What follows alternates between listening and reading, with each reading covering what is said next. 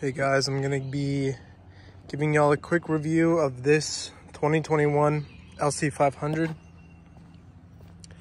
It's, for what it is, it's a pretty fun car. It's a nice little single button to open the trunk. Very little trunk space. I like how the doors open. Some things you won't be able to see in this video are the interior lights that turn on.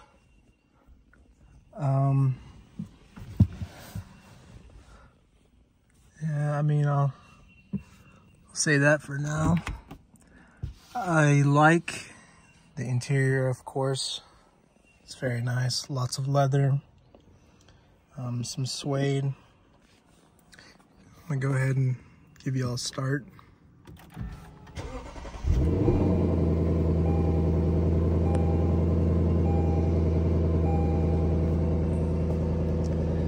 Very nice startup. I've heard some people not be a fan of the trackpad, although it gives you a little, you feel a little like bump whenever you move, which I am a fan of. I haven't had really any problems with it so far, except for it kind of being, I mean, there's a lot to go through, but other than that, it's pretty simple. Very easy to use. Being critical of this car, I'm not a fan of the fact that it's not a DCT. For the most part, you don't really care. But sometimes if you were to, say, go from like 6th gear to 3rd, if you were to do it really, really fast, it would kind of lag and take a minute. And sometimes in shifts, it kind of is a little, we'll say, bouncy. So, what else? Oh, rear seats. It's like, don't even bother. Unless you put, like, I guess, a baby seat or something. There's absolutely no leg room if, you know, if one person's getting leg room, someone else isn't. So, see, if this seat were all the way up, the back person would get leg room, but then your legs would be hitting. Also, there's like no headroom. Yeah, I'm just gonna give you all a little drive and let you know what this car's like. Just simply cruising here. Not a lot of sound on the interior from the outside.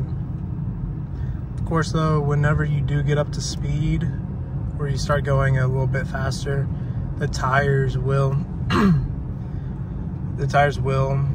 you will be able to hear them. There's a heads-up display. And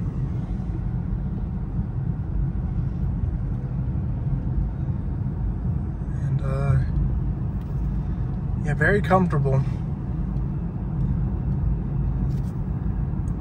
On this turn here, I'll let y'all hear what acceleration sounds like a little bit.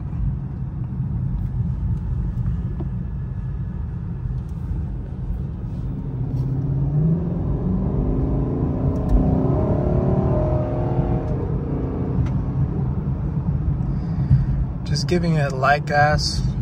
It even turned on traction control, so it did spin very little.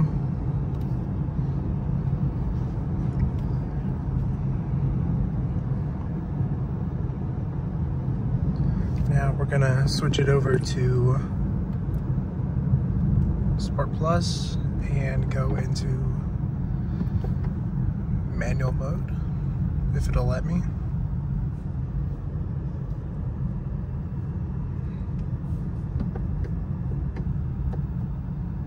That's right.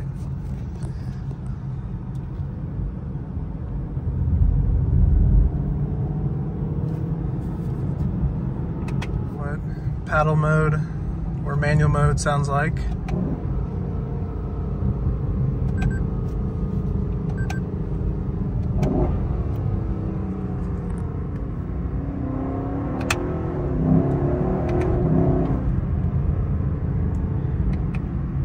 Very nice sounding car, especially under acceleration, and the downshifts are very pleasant. That pretty much wraps it for this review. I don't know what else really kind of stands out. You kind of get the idea of what this car is like, so enjoy. That was going to be the end of the video, but I did think of some things that I do like about this car that I wanted to mention. One big plus for me is the paddles are very nice size. They're not like insanely big, but even if they were, that would be fine. But the big thing is that they're not too small. There's a lot of area where you can grab. You can hold the steering wheel, downshift here, or just hold it normal, or even have your hand high up and still be able to reach. These seats have cooling and heating if you want, which is really nice. Kind of cool places to kind of store things. Let's see what else. I did critique that it's not a DCT, and the only reason I critique that is for how much you would be spending for a car like this. However, for not being one, this car really does a good job of hiding the fact the transmission does shift quite nicely and quickly on acceleration. Another thing I will mention that I don't like is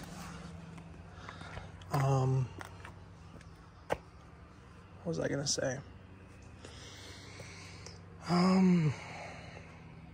Oh, it is not for a $100,000 car, you do not get remote start. It's not the end of the world, but I mean, it would be nice to have. A big plus is the stability and overall kind of suspension of this car is very nice. It has a very good turn-in feel. Although, where this car starts to lag is the tires. In first gear, if you were to just floor it, or even for the most part halfway acceleration, will spin first gear. Second gear, if you floor it, it'll spin. Traction control pretty much always kicks on if you decide to like floor it in the lower gears.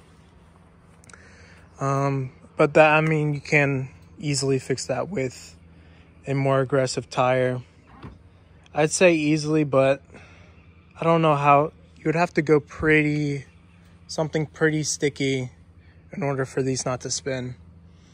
And that's kind of where it fails, as far as like, if you're to go through like curves and such, it will kind of it will tend to understeer, only because it does lose grip. But for the most part, it handles very well. You do kind of feel the fact that it is a bit of a heavier car. But all things considered, it is quite nice to drive. So yeah, that's it.